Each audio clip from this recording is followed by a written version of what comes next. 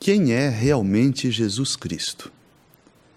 Essa pergunta talvez pareça estranha, considerando que bilhões de pessoas hoje afirmam ser seguidores de Jesus. Mas será que todas as pessoas entendem quem Jesus realmente é? Quando Jesus estava na Terra, será que todas as pessoas dos seus dias entendiam quem ele era? A resposta é não. Há até uma informação interessante aqui na Bíblia, registrada em Mateus capítulo 16. Vamos ver juntos? Mateus capítulo 16, e nós veremos que em certa ocasião, Jesus perguntou para os seus discípulos o que as pessoas daquela época pensavam sobre Jesus. Olhem que interessante, Mateus 16, versículos 13 e 14. Diz assim: Quando chegou à região da Cesareia de Filipe, Jesus perguntou aos seus discípulos: Quem os homens dizem que o Filho do Homem é? Responderam: Alguns dizem João Batista, outros Elias, e ainda outros Jeremias, ou um dos profetas. Então notaram que a informação que os discípulos deram era bem variada. As pessoas pensavam que Jesus fosse esses mencionados aqui. Não identificaram Jesus pelo que ele realmente era. E, de fato, vários incidentes ocorridos durante o ministério de Jesus indicam que as pessoas nem sempre entendiam quem ele era. Por exemplo, numa ocasião, tentaram pegar Jesus para fazer dele um rei, naquele tempo. Mas o relato bíblico diz que Jesus fugiu deles, se retirou, porque ele não estava ali para ser rei naquela época. Em outra ocasião, um grupo de pessoas, uma multidão de fato, havia recebido o benefício de serem alimentados milagrosamente por Jesus. E essa multidão acompanhou Jesus. E quando Jesus viu a multidão, disse de modo bem franco para ela, para aquele grupo de pessoas: Vocês estão aqui não porque viram sinais, mas porque vocês comeram e ficaram satisfeitos. Ou seja, eles não entendiam a importância do ensino de Jesus. E Jesus viu aquilo na ocasião. Numa outra ocasião em que Jesus estava ensinando, um homem da assistência lá gritou: Instrutor, diz para o meu irmão dividir a herança comigo, achando que Jesus fosse atuar ali como um juiz. Então, esses incidentes ilustram que as pessoas dos dias dele, dos dias de Jesus, não entendiam claramente quem ele era. Será que hoje, todos esses bilhões de pessoas também entendem quem é Jesus realmente? A resposta é não. De fato, muitos hoje acham que Jesus foi simplesmente um bom homem. Alguns acham que ele foi alguém que estivesse interessado em fazer algumas reformas sociais. E muitos que afirmam ser cristãos dizem que Jesus é Deus. Assim, nós vemos que muitas pessoas dos dias de Jesus na Terra e hoje, esses bilhões, não entendem quem Jesus realmente é. Mas se você veio a esta reunião, naturalmente você está interessado em saber a verdade sobre Jesus, não é mesmo? Onde podemos encontrar a verdade sobre ele? A verdade sobre Jesus está registrada na Bíblia. E a Bíblia contém, de fato, muitas informações a respeito de quem Jesus era, por que ele veio à Terra, o que ele ensinou. Vamos considerar juntos algumas dessas informações? Já que as informações da Bíblia são confiáveis, vale a pena dedicarmos aqui algum tempo para considerá-las. Uma delas é que Jesus não era um homem comum. Ele era alguém muito especial. Ele demonstrou qualidades que eram atraentes às pessoas dos seus dias. Qualidades que talvez muitos humanos hoje e nos dias dele demonstravam, mas que no caso de Jesus o tornava especial. Por exemplo, compaixão e humildade. Por que podemos dizer que, por Jesus demonstrar essas qualidades, ele não era um homem comum? Quando ele mostrou humildade, em várias ocasiões da sua vida, não é porque ele se sentia inferior. Na realidade, ele era superior a qualquer humano dos seus dias, em sentido físico e em sentido intelectual também. De fato, ele era perfeito, mas mesmo assim, ele foi humilde. Isso o tornava alguém especial. Jesus também mostrava compaixão, mas ele mostrou compaixão mesmo sem passar por muitas experiências humanas que mereceram a sua compaixão. Ele demonstrava compaixão para com as pessoas doentes, que padeciam de enfermidades. Mas Jesus era perfeito. Ele nunca ficou doente, mas ainda assim mostrou compaixão. De modo que as qualidades de Jesus o tornavam alguém especial. Além disso, tudo o que ele ensinou ajudou as pessoas dos seus dias a se aproximarem de Deus. Foi Jesus quem ensinou a oração mundialmente conhecida como a oração do Pai Nosso. Então, tudo o que ele ensinou, inclusive como nos aproximar de Deus, indica que ele tinha esse interesse para com as pessoas. Também, outra verdade sobre Jesus é que as profecias que foram escritas antes dele, naturalmente, se cumpriram nele. Diversas profecias. Assim, Jesus foi identificado claramente, apontado pelas profecias bíblicas como sendo o Messias, aquele prometido Messias que viria à Terra e que daria sua vida pela humanidade. Também, além de considerarmos esses pontos como verdadeiros a respeito de Jesus, tem também o conceito que os próprios discípulos de Jesus tinham sobre ele. Nós lemos há pouco que muitas pessoas dos dias de Jesus não o identificaram corretamente. Então Jesus aproveitou aquela oportunidade para perguntar para os seus discípulos o que eles entendiam que era Jesus. Vamos ver esse relato aqui na Bíblia? Está em Mateus, capítulo 16 mesmo. Nós lemos há pouco o versículo 14. Agora veremos os versículos 15 e 16. Diz assim: Ele lhes perguntou: E vocês, quem dizem que eu sou? Simão Pedro respondeu: O Senhor é o Cristo, o Filho do Deus vivente. Note que Pedro não titubeou, não teve dúvida e não foi influenciado pelas pessoas dos seus dias, que tinham um conceito errado sobre Jesus. Ele o identificou corretamente como o Cristo e o Filho do Deus vivente. O Cristo, porque ele era o prometido Messias, que eles estavam aguardando. E o Filho do Deus vivente. Notem que Pedro não disse que Jesus era Deus, o próprio Deus.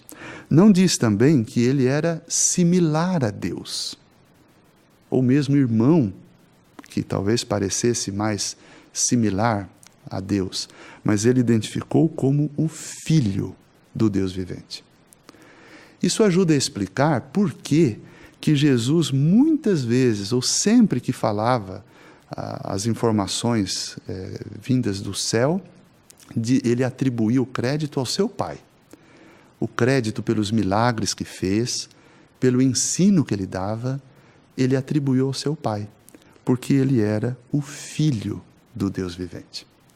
Ele havia vivido no céu antes de vir à terra. E a Bíblia dá essa informação de modo muito claro para nós. Vamos ver juntos aqui aos Colossenses, capítulo 1. aos Colossenses, capítulo 1. Vejamos o que dizem os versículos 15 e 16.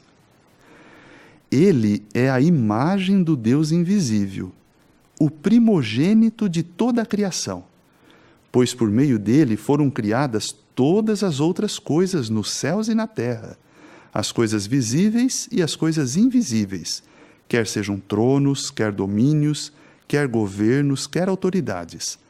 Todas as outras coisas foram criadas por meio dele e para ele.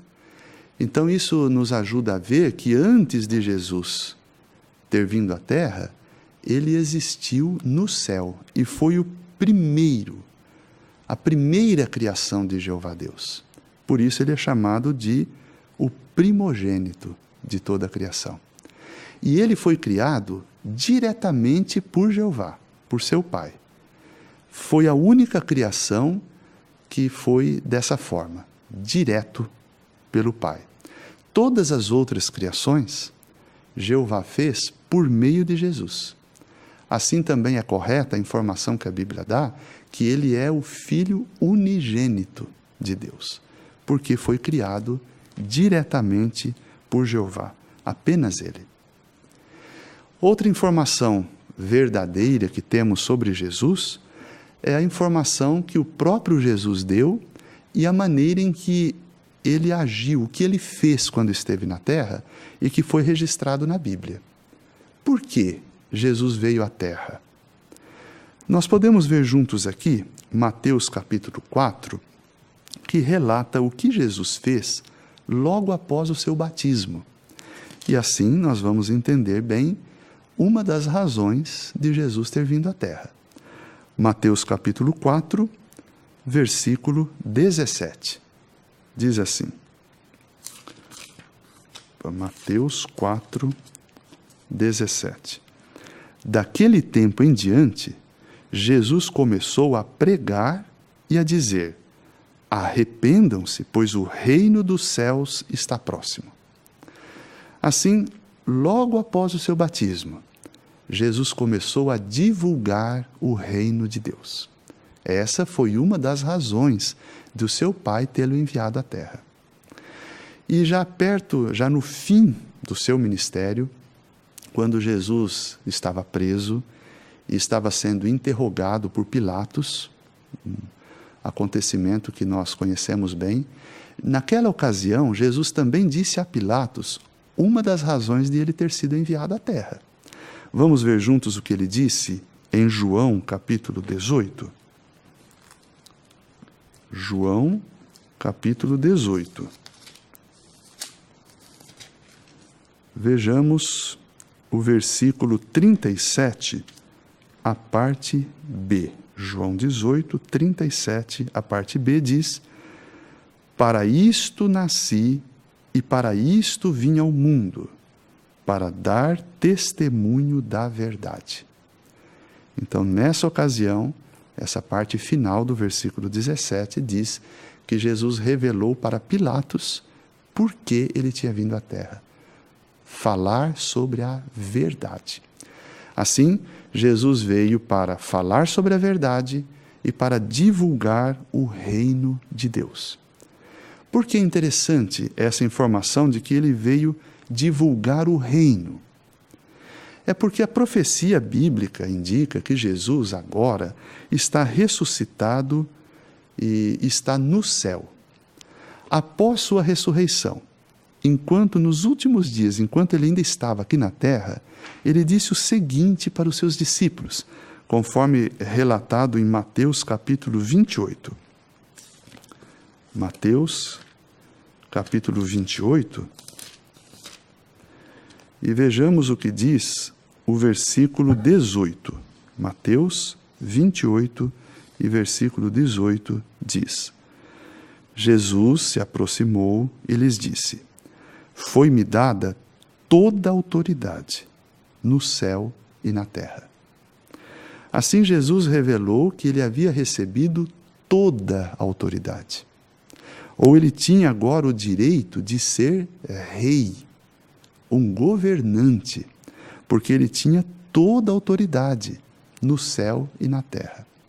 E, de fato, as profecias bíblicas indicam que Jesus já está no céu, ressuscitado, como rei. E ele mostra ser um governante ideal. Naturalmente, todos nós aguardamos um governo que vá resolver definitivamente todos os problemas que enfrentamos, não é verdade? Não é apenas uma cidade ou um país que precisa urgentemente de um bom governo. A humanidade precisa. Porque muitos dos problemas são persistentes e que os governos humanos simplesmente não conseguem resolver, como doenças, mesmo a pobreza que existe em muitas partes e diversos outros tipos de problemas. Mas Jesus, como governante ideal, ele pode e vai resolver todos esses problemas. O que a Bíblia revela sobre Jesus que mostra que ele é mesmo o governante ideal? Vamos considerar juntos alguns pontos. Um deles é que Jesus tem tanto as qualidades como a habilidade necessária e que se exige para ser um bom líder ou um bom governante. Como exemplo, o bom líder, ele precisa fazer o que ele ensina, praticar o que prega. Será que Jesus fez isso? Com certeza. Por exemplo, ele ensinou que os seus discípulos precisavam ser humildes, mas ele mesmo foi humilde durante o tempo em que ele esteve aqui na terra. Ele também ensinou que os seus discípulos precisariam pregar ou divulgar o reino de Deus. Mas ele mesmo fez isso. Ele dedicou a sua vida em pregar o reino de Deus enquanto esteve na terra. Assim, ele mostrou que ele praticava o que ensinava, como um bom líder deve ser, deve fazer. Também, Jesus mostrou que é um treinador eficaz. De fato, ele deu treinamento eficaz para os seus discípulos. Talvez lembramos que os discípulos, os apóstolos de Jesus, eram homens comuns, homens simples dos seus dias. E no começo, muitos até achavam que eles eram simples demais. Mas depois de receber o treinamento por Jesus, eles se tornaram excelentes evangelizadores. Eles falavam com bastante convicção, com autoridade, podemos dizer, nesse sentido, e pessoas de destaque dos dias deles chegaram a reconhecer isso. Por que isso aconteceu? Porque foram treinados por Jesus. Isso quer dizer que o treinamento que Jesus deu foi eficaz.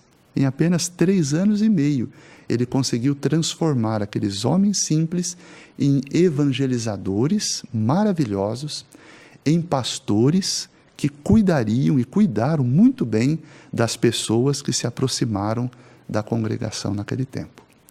Assim, podemos dizer que Jesus tem as qualidades e também as habilidades necessárias e que o tornam um ótimo ou um bom líder. Além disso, Jesus fez o que nenhum governo humano é capaz de fazer. Conhecemos bem os relatos bíblicos de que Jesus curou todo tipo de doenças. E realmente, todo tipo de doença. Não foi uma ou outra, mas as pessoas que tinham as doenças naquele tempo e que se aproximaram de Jesus foram curadas. Jesus também ressuscitou mortos. E nós conhecemos bem a história de Lázaro, aquele amigo pessoal de Jesus, que havia morrido, estava morto por 4 dias, e Jesus o ressuscitou. Qual governo humano é capaz de fazer isso? Mas Jesus também mostrou que tem poder sobre outra coisa, que nenhum governo humano também tem. Vamos ver isso na Bíblia, o que é?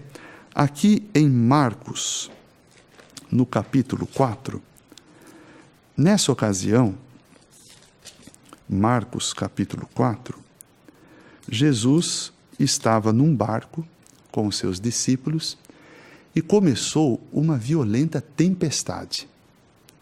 Olha o que Jesus fez no versículo 39, Marcos 4, 39. Com isso, ele se levantou, censurou o vento e disse ao mar: silêncio, cala-te! E o vento parou, e houve uma grande calmaria. Pode imaginar essa cena? Jesus mostrou que tinha poder sobre o clima.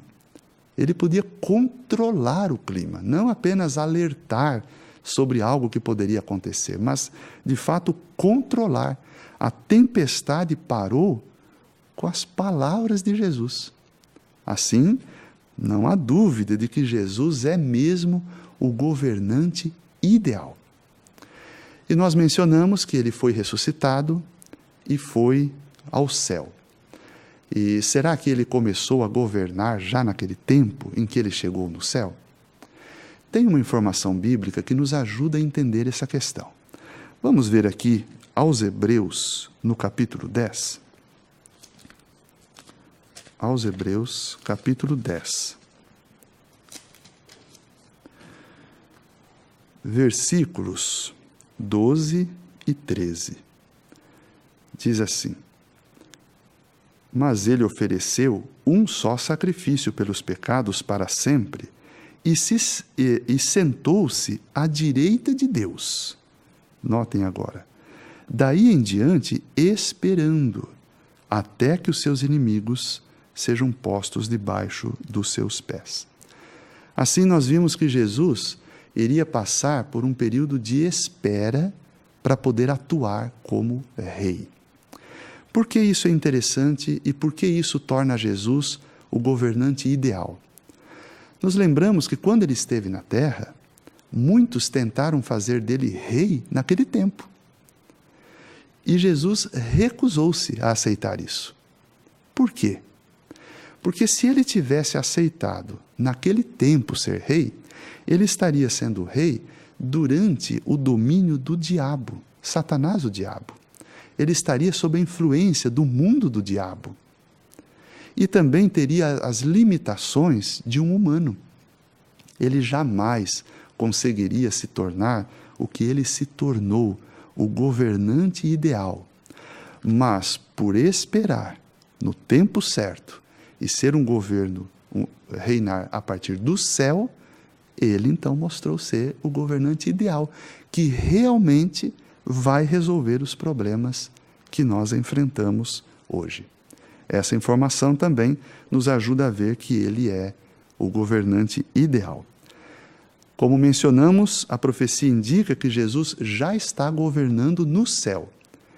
E a profecia também indica que, em breve, ele vai fazer na terra inteira as mesmas coisas que ele fez quando esteve aqui. Os milagres. Ele vai resolver definitivamente todos os problemas que nós enfrentamos. Vai ser muito bom ser súdito desse governo, não é verdade? E, de fato, a Bíblia nos convida a nos candidatarmos a ser súditos desse governo realmente e a usufruir tudo isso que Jesus fará em breve pela humanidade. Assim, essas breves informações indicam o privilégio que temos, uma bênção, podemos dizer, de conhecer a verdade sobre Jesus. De fato, quando Pedro identificou corretamente a Jesus como Cristo e como Filho de Deus, note o que Jesus disse em seguida para ele. Está aqui em Mateus capítulo 16. Mateus capítulo 16 e o versículo 17. Então, nós notamos aqui no versículo 16, quando Pedro o identificou. Nós lemos há pouco esse versículo, como Cristo e o Filho de Deus.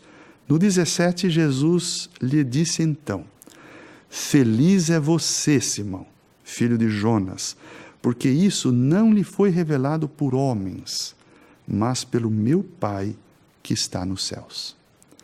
Então, o que Jesus disse aqui é que, em outras palavras, essa identificação, o fato de Pedro, ter identificado corretamente a Jesus, foi um presente de seu Pai. Aqui diz que isso foi revelado pelo Pai, por Jeová Deus. Por isso Pedro acertou, não o identificou como sendo Deus, mas como Filho de Deus. E se não fosse assim, poderíamos dizer que a revelação que o Pai deu estava errada, não é mesmo?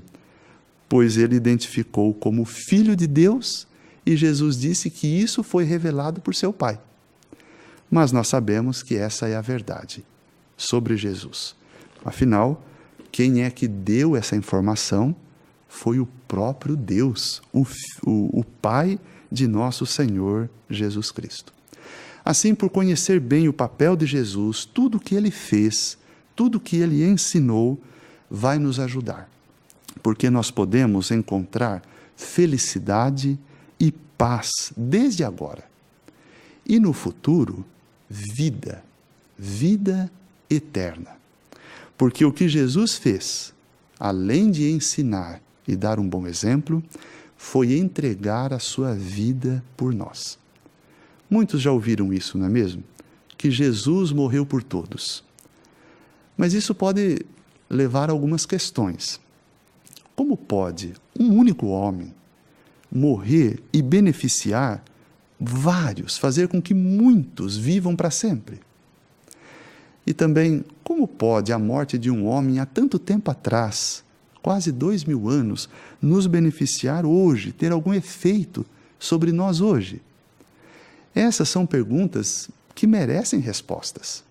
E elas serão fornecidas num evento que ocorrerá em breve, no dia 31 de março, no sábado, 31 de março deste ano, 2018, onde haverá a celebração da morte de Jesus.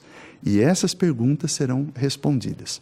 Nós desejamos convidar todos vocês que estão assistindo esse discurso a fazerem planos para estarem presentes nessa ocasião. Por que será tão importante estar presente nessa ocasião, nesse sábado, dia 31? Nós veremos um vídeo muito breve que vai falar sobre isso. Imagine o mundo em paz e harmonia, sem sofrimento, com fartura de alimento para todos e pessoas com saúde perfeita. Mas como esse futuro maravilhoso será possível? Por causa do que Jesus fez por nós. Ele veio à Terra com um objetivo. Ele deu sua vida pelas pessoas que amava. Na noite antes da sua morte, Jesus pediu para celebrarmos seu sacrifício. Ele disse: persistam em fazer isso em memória de mim. Na mesma data em que ele morreu, pessoas no mundo inteiro vão relembrar a morte de Jesus. Convidamos você e sua família para estar junto conosco na celebração da morte de Jesus. Essa reunião vai mostrar por que a morte de Jesus foi tão importante e como você pode se beneficiar das promessas dele. Para encontrar um local de reunião perto de você, aceite o convite de uma testemunha de Jeová ou faça a busca por reuniões congregacionais no jw.org.